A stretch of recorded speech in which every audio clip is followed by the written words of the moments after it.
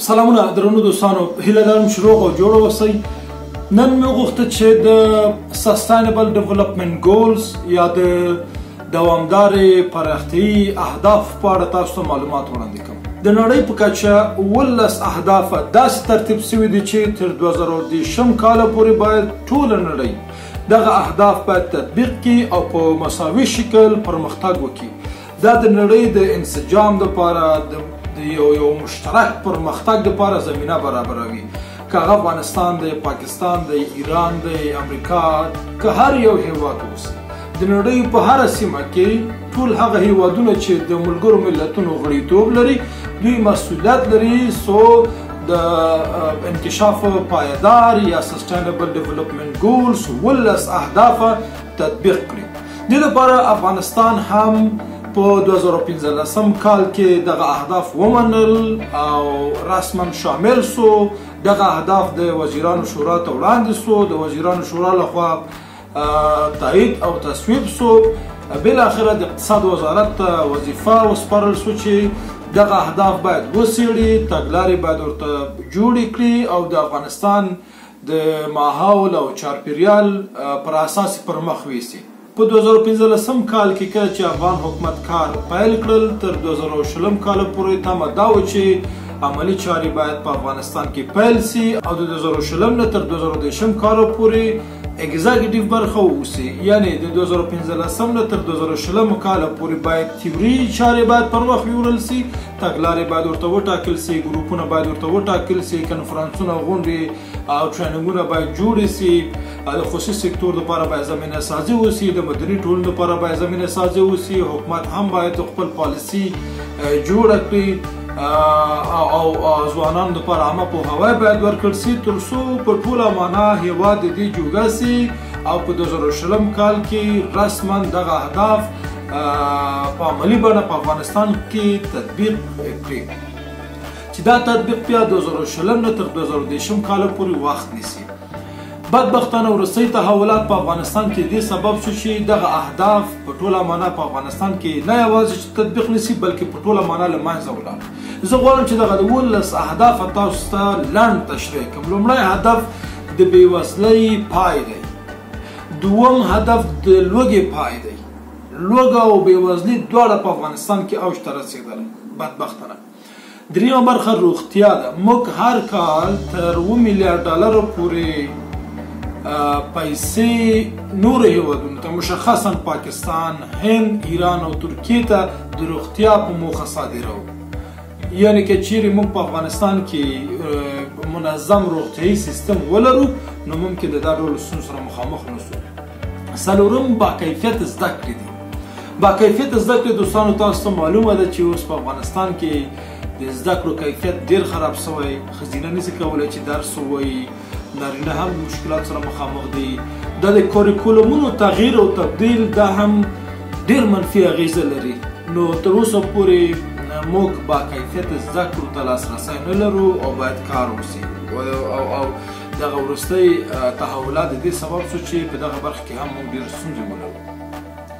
جنسیتي مساوات بې له شکه چې په دغه برخه کې موږ په افغانستان کې د جدي ګواښونو سره مخامخ یو.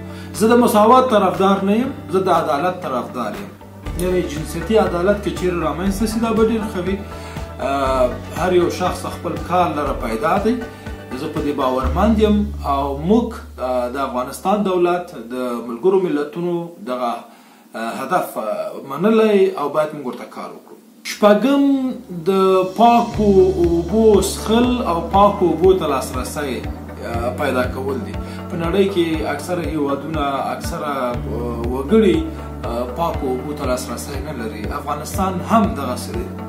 موږ پاکو اوبو ته لاسرسی نه لرو. کوم اوبه چې موږ څښو دا اوبه په ټوله معنا پاکې نه دي، تضمین شوي نه دي. همدغه دلیل دی چې مختلف امراض د ناپاکو اوبو څخه پیدا کیږي. په دغه برخه کې باید په ټوله معنا د افغانستان په سطحه باید کار وشي. اوبه باید تصفیه سي، د څښاک اوبه باید منظم ترتیب سي. موږ د نړۍ په سطحه خواږه اوبه لرو، ښه اوبه لرو، باید مدیریت یې. اووم هدف پاک او د لاسرسۍ وړ انرژي ده. موږ باید خپل د لمر څخه، موږ خپل د اوبو څخه او موږ د خپل د باد څخه استفاده وکړو او انرژي تولید کړو. خپل ستونزې باید حل کړو. اتم، مناسبې دندې او اقتصادي پیاوړتیا ده. تاسو وګورئ افغانستان په دغه برخه کې وروسته پاتې دی. موږ اقتصادي وده نه لرو او موږ په کاري فرصتونو کې ډېر وروسته پاتې یو. نهم، صنعت، نوښتونه او زیربنا ده. صنعت، نوښتونه او زیربنا په بهرنۍ مستقیمه پانګونه ممکنه ده چې پرمختګ وکړي. بهرنۍ مستقیمه پانګونه په افغانستان کې صفر ده. وضعیت په افغانستان کې بد دی، تضمین نشته، ځکه دا خلک په افغانستان کې پانګونه نه کوي. واړه او منځني تشبثات له جدي ګواښونو سره مخامخ دي. لسم، د نابرابرۍ کمول دي. د انسانانو ترمنځ نابرابري باید له منځه ولاړ سي. د اقوامو ترمنځ، د خلکو ترمنځ، ټولو ته باید په درنښت وکتل سي. 11، باثباته ټولنې او ښارونه جوړول دي. باثباته ټولنې په دې معنا چې منظم شهرکونه باید جوړ سي. د افغانستان کورونه او ټولنې منظم په ټکنالوژي باندې سمبال واوسي. د برق سیستم ولري، د انټرنیټ سیستم ولري او د ترانسپورت سیستم ولري. مکتبونه، شهرکونه باید داسې ترتیب سي چې په عصري ټکنالوژي باندې سمبال وي. سهولتونه او فرصتونه باید پکې ډېر وي. 12، بامسؤلیته تولید او مصرف دی. یعنی تولید باید د تقاضا پر اساس واوسي او مصرف هم باید د تولید په اندازه واوسي. یعنی په مصرف کې باید اسراف ونه کړو. موږ مسلمانان یو، په دې عقیده لرو چې وکلوا واشربوا ولا تسرفوا، وسخئ وچکئ ولی اسراف مه کوئ. اسراف په اسلام کې حرام دی او زموږ تولید هم باید زموږ د ضرورتونو پر اندازه واوسي. تولید باید منظم سي. په افغانستان کې تولیدي شرکتونه باید جوړ سي. 13، د اقلیم په اړه اقدامات دي. اقلیم باید په نظر کې ونیول سي. آب و هوا باید په نظر کې ونیول سي. که چیرې فابریکې جوړیږي، دا فابریکې باید آب و هوا خراب نه کړي او سون مواد باید په مسؤلانه ډول وکارول سي. 14، د اوبو لاندې ژوند دی. د اوبو لاندې ژوند دا په افغانستان کې هم صدق کوي. موږ په افغانستان کې سیندونه لرو. سیندونو کې ماهیان دي، کبان دي، نور حیوانات ژوند کوي.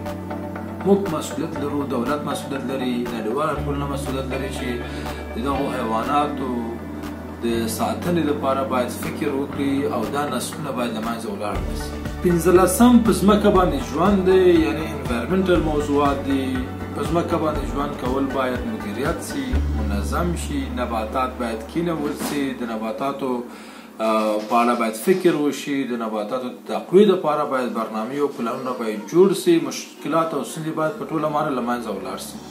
14، سوله، عدالت او پیاوړي نهادونه دي.